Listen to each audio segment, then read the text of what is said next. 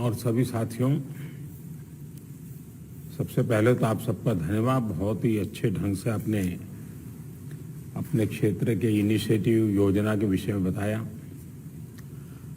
Corona की second wave से लड़ने के लिए एक प्रकार से जिलों के आप सबसे प्रमुख योद्धा हैं। 100 वर्षों में आई इस सबसे बड़ी आपदा में हमारे पास जो संसाधन है उनका बेहतर से बेहतर उपयोग करके आपने इतनी बड़ी लहर का मुकाबला किया है। साथियों, आपसे बातचीत की शुरुआत में मैं आपको वो दिन याद दिलाना चाहता हूं जब आप इस सेवा में आने के लिए तैयारी कर रहे थे। आप याद करिए, जब आप सिविल सर्विसेज या अन्य परीक्षाओं के लिए जुटे थे तो आप अपने परिश्रम पर, अपने काम करने के तरीके पर सबसे ज्यादा विश्वास करते थे। आप जिस भी क्षेत्र में रहे हो वहां की छोटी छोटी बारीकी से परिचित होते हुए आप सोचते थे कि मैं इस दिक्कत को इस तरह दूर करूंगा। आपकी यह सोच आपकी सफलता की सीढ़ी भी बनी। आज परिस्थितियों ने आपको अपनी क्षमताओं की नई तरह से परीक्षा देने का अवसर दिया है। अपने जिले की छोटी से छोटी दिक्कत को दूर करने के लिए पूरी संवेदनशीलता के साथ लोगों की समस्याओं का समाधान करने के लिए आपकी यही भावना काम आ रही है। हां, कोरोना के इस काल ने आपके काम को पहले से कहीं अधिक चैलेंजिंग और डिमांडिंग बना दिया है। महामारी जैसी आपदा के सामने सबसे ज्यादा अहमियत हमारी संवेदनशीलता और हमारे हौसले की ही होती है।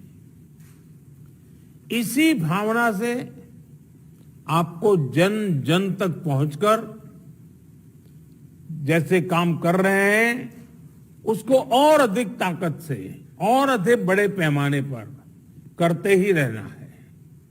साथियों, नए नए चैलेंजेस के बीच हमें नए नए तौर तरीकों और समाधानों की जरूरत होती है और इसलिए ये जरूरी हो जाता है कि हम अपने स्थानीय अनुभवों को साझा करें और एक देश के रूप में मिलकर के हम सब काम करें। अभी 2 दिन पहले ही मेरी अन्य कुछ राज्यों के अधिकारियों से भी मुझे बात करने का मौका मिला था। उस बैठक में अनेक सुझाव, अनेक समाधान अलग अलग जिलों के साथियों की तरफ से आए हैं। आज भी यहां कुछ जिलों के अफसरों ने अपने जिलों की स्थिति और अपनी रणनीति को हम सबके बीच साझा किया है। जब फील्ड पर मौजूद लोगों से बातचीत होती है तो ऐसी अभूतपूर्व परिस्थितियों से निपटने में बहुत अधिक मदद मिलती है। बीते कुछ समय में ऐसे अनेक सुझाव मिले हैं। अनेक जिलों में परिस्थिति के अनुसार कई इनोवेटिव तरीकों की भी जानकारी आप लोगों से मिली है। गांवों में कोरोना टेस्ट की सुविधा अधिक से अधिक लोगों तक पहुंचाने के लिए मोबाइल वैन का तरीका कई लोगों ने अपनाया है। स्कूलों, पंचायत भवनों को कोविड केयर सेंटर्स में परिवर्तित करने का कुछ लोगों ने इनिशिएटिव लिया है। आप लोग खुद गांव-गांव जाते हैं, वहां की व्यवस्थाओं की निगरानी करते हैं, आप ग्रामीणों से बात करते हैं, तो इससे जो वहां का सामान्य नागरिक है या वहां के गांव के जो एक प्रकार से लीडर लोग हैं, 5 होते हैं, 10 होते हैं, 15 होते हैं, अलग अलग क्षेत्र के होते हैं, उनको जब शंकाओं का समाधान होता है और डायरेक्टली आपके साथ जुड़ते हैं तो उनका आत्मविश्वास अनेक गुना बढ़ जाता है। सारी आशंकाएं एक प्रकार से आत्मविश्वास में बदल जाती है। आपकी मौजूदगी से, आपके संवाद से गांव में ये डर निकल जाता है कि कुछ हो गया तो हम कहां जाएंगे, हमारा क्या होगा। आपको देखते ही सारा मन उसका बदल जाता है। इससे लोगों में साहस के साथ ही अपने गांव को बचाने की जागरूकता भी बढ़ती है। और मेरा आग्रह है, हमें गांव-गांव यही संदेश पक्का करना है कि हमें अपने गांव को कोरोना से मुक्त रखना है और लंबे अरसे तक जागरूकता से प्रयास करना है। साथियों, बीते कुछ समय में ये बात सही है कि देश में एक्टिव केस कम होने शुरू हुए हैं। आप भी अपने जिले में अनुभव करते होंगे कि 20 दिन पहले जो एकदम से आपके ऊपर प्रेशर आया था, अब आपको भी काफी महसूस होता होगा बदलाव। लेकिन आपने इन 1.5 सालों में ये अनुभव किया हुआ है कि जब तक ये संक्रमण माइनर स्केल पर भी मौजूद है, तब तक चुनौती बनी रहती है। कई बार जब केस कम होने लगते हैं तो लोगों को भी लगता है कि अब चिंता की बात नहीं, वो तो चला गया। लेकिन अनुभव दूसरा है। टेस्टिंग और डिस्टेंसिंग जैसे मेजर्स को लेकर लोगों में गंभीरता कम न हो, इसके लिए सरकारी तंत्र, सामाजिक संगठन, जनप्रतिनिधि, इन सबके बीच में एक सामूहिक जिम्मेवारी का भाव हमें पक्का करना होगा और प्रशासन की जिम्मेवारी और बढ़ जाती है। कोविड एप्रोप्रिएट बिहेवियर जैसे मास्क पहनना, हाथ धुलना, जब इनमें कोई कमी नहीं आती, आपके जिलों में, आपके जिलों के बाजारों में, गांवों में कम से कम होने के बाद भी लोग सभी दिशा निर्देशों का पालन करते हैं, तो ये कोरोना से लड़ाई में बहुत मदद करता है। स्थितियों पर लगातार नजर रखने से जिले के सारे प्रमुख विभागों, जैसे पुलिस का विभाग हो, साफ सफाई की बात हो, इन सारी व्यवस्थाओं का, इनके बीच में बेहतर तालमेल और प्रभावी परिणाम स्वाभाविक रूप से निकलने लगते हैं। मुझे आपके कई जिलों से इस रणनीति पर काम करने के रिजल्ट्स की जानकारी मिलती रही है। इन जगहों पर आपने वाकई बड़ी संख्या में लोगों का जीवन बचाया है। साथियों, फील्ड में किए गए आपके कार्यों से, आपके अनुभवों और फीडबैक से ही प्रैक्टिकल और इफेक्टिव पॉलिसीज बनाने में मदद मिलती है। टीकाकरण की रणनीति में भी हर स्तर पर राज्यों और अनेक स्टेक होल्डर से मिलने वाले सुझावों को शामिल करके आगे बढ़ाया जा रहा है। इसी क्रम में स्वास्थ्य मंत्रालय की तरफ से 15 दिन के टीकों की उपलब्धता की जानकारी राज्यों को दी जा रही है। वैक्सीन सप्लाई टाइमलाइन की स्पष्टता होने से टीकाकरण से जुड़े मैनेजमेंट में आप सभी को और आसानी होने वाली है। मुझे विश्वास है कि हर जिले और वैक्सीनेशन सेंटर के स्तर पर सप्लाई और सुदृढ़ होगी। इससे टीकाकरण से जुड़ी अनिश्चितताओं को दूर करने में, पूरी प्रक्रिया को स्ट्रीमलाइन करने में बहुत मदद मिलेगी।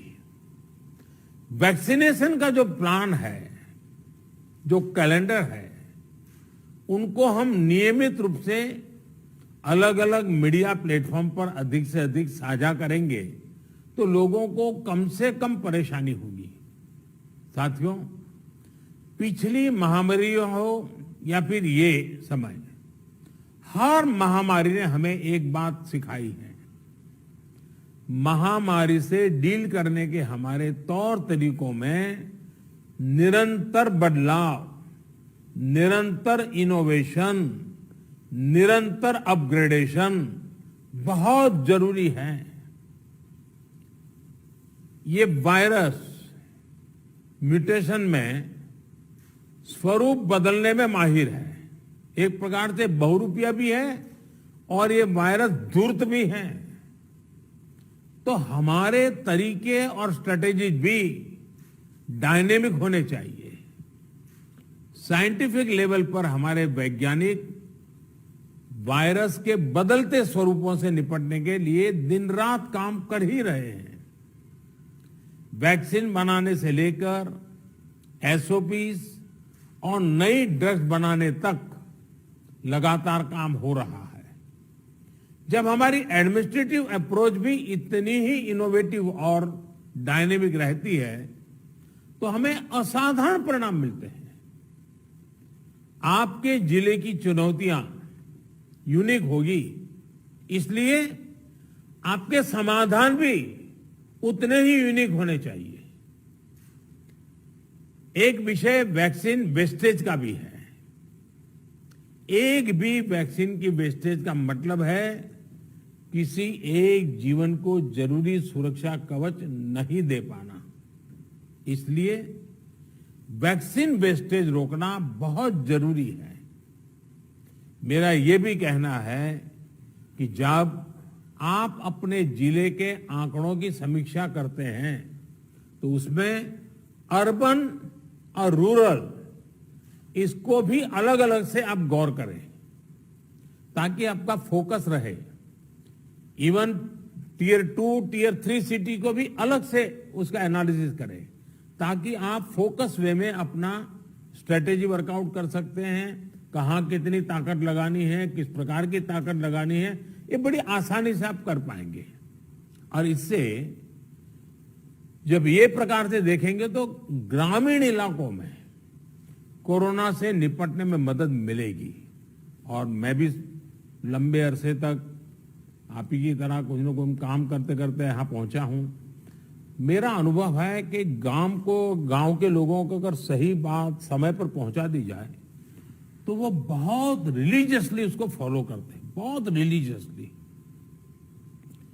और जो शहरों में कभी कभी हमको किसी चीज को लागू करने में मेहनत पड़ती है, गांव में उतनी मेहनत नहीं पड़ती। हाँ, क्लैरिटी चाहिए, गांव के अंदर एक टीम बनानी चाहिए। आप देखिए वो परिणाम खुद दे देते हैं आपको। साथियों, सेकंड वेव के बीच वायरस म्यूटेशन की वजह से अब युवाओं और बच्चों के लिए भी ज्यादा चिंता जताई जा रही है।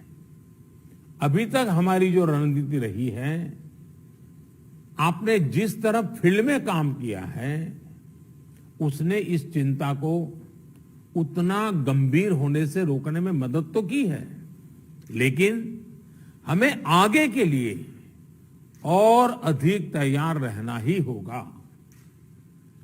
और सबसे पहला काम आप कर सकते हैं कि अपने जिले में युवाओं, बच्चों में संक्रमण और उसकी गंभीरता के आंकड़े व्यवस्थित करें। अलग से उस पर रेगुलर आप एनालिसिस कीजिए। आप स्वयं भी, मेरा सभी आप प्रमुख अधिकारियों से आग्रह है कि आप स्वयं भी उसका आकलन करें। इससे आगे के लिए तैयारी करने में मदद मिलेगी। साथियों, मैंने पिछली बार की बैठक में भी, और मैंने ये भी कह रहा कि जीवन बचाने के साथ साथ हमारी प्राथमिकता जीवन को आसान बनाए रखने की भी है। गरीबों के लिए मुफ्त राशन की सुविधा हो, दूसरी आवश्यक सप्लाई हो, काला बाजारी पर रोक हो, ये सब इस लड़ाई को जीतने के लिए भी जरूरी है और आगे बढ़ने के लिए भी आवश्यक है। आपके पास पिछले अनुभवों की ताकत भी है और पिछले प्रयासों की सफलता का मोटिवेशन भी है। मुझे पूरा भरोसा है कि आप सभी अपने अपने जिलों को संक्रमण मुक्त करने में सफलता पाएंगे। देश के नागरिक का जीवन बचाने में, देश को विजयी बनाने में हम सभी सफल होंगे। और मेरा आज कुछ साथियों को सुनने का मौका मिला है, लेकिन आपके पास, हर एक के पास कुछ न कुछ सफलता की गाथाएं हैं। बड़े अच्छे इनोवेटिव प्रयोग आप सबने कहीं न कहीं किए हैं। अगर वो आप मुझे पहुंचा देंगे तो जरूर इसको देश भर में पहुंचाने में मुझे सुविधा होगी, क्योंकि इंटेलेक्चुअली डिबेट करके कितनी भी चीज क्यों न निकाले, लेकिन उससे ज्यादा ताकत जो फील्ड में काम करता है, उसने जो अनुभव किया है और उसने जो रास्ते खोजे हैं, वो बहुत ताकतवर होते हैं। और इसलिए आप सबकी भूमिका बहुत बड़ी है और इसलिए मेरा आपसे आग्रह है कि आप इसको निकालिए। दूसरा, पिछले 100 साल में किसी के जीवन में इतने बड़े संकट से जूझने की जिम्मेवारी नहीं आई है। आप डिस्ट्रिक्ट में बैठे हैं, आपके जिम्मे सबसे बड़ा बोझ आया है। आपने बहुत चीजें ऑब्जर्व की होगी, मानव मन को ऑब्जर्व किया होगा, व्यवस्थाओं की मर्यादाओं को देखा होगा, कम से कम संसाधनों का ऑप्टिमम यूटिलाइजेशन करके आपने एक नए रिकॉर्ड प्रस्थापित किए होंगे। जब भी मौका मिले इसको जरा जरूर अपनी डायरी में लिख करके रखिए। आने वाली पीढ़ियों को आपके अनुभव काम आएंगे, क्योंकि पिछली शताब्दी में 100 साल पहले जो बड़ी महामारी हुई, वो उसके उतने रिकॉर्ड उपलब्ध नहीं है कि वो लड़ाई, उसका रूप कैसा था, संकट कितना गहरा था, कहाँ क्या हुआ, बाहर निकलने के रास्ते क्या खोजे गए। लेकिन आज हमारे डिस्ट्रिक्ट के अफसर अगर ये डिस्ट्रिक्ट गैजेट की तरह इसको बनाएंगे तो भविष्य की पीढ़ियों को भी हमारी ये मेहनत, हमारे अनुभव, ये आने वाली पीढ़ियों के लिए भी काम आएगा। और मैं आपको भी इस सफलता के लिए, इस मेहनत के लिए, और आपको और आपकी पूरी टीम को, जिस प्रकार से आप लोगों ने इसका नेतृत्व किया है, आपको बधाई देता हूं, आपकी सराहना करता हूं। और मैं आशा करता हूं कि आप और अधिक सफलता प्राप्त करेंगे, तेजी से सफलता प्राप्त करेंगे और जन सामान्य के अंदर विश्वास पैदा करेंगे। सामान्य मानवीय का विश्वास विजय की सबसे बड़ी जड़ी बूटी है, सबसे बड़ी जड़ी बूटी है। इससे बड़ी जड़ी बूटी नहीं हो सकती है और ये काम आप आसानी से कर सकते हैं।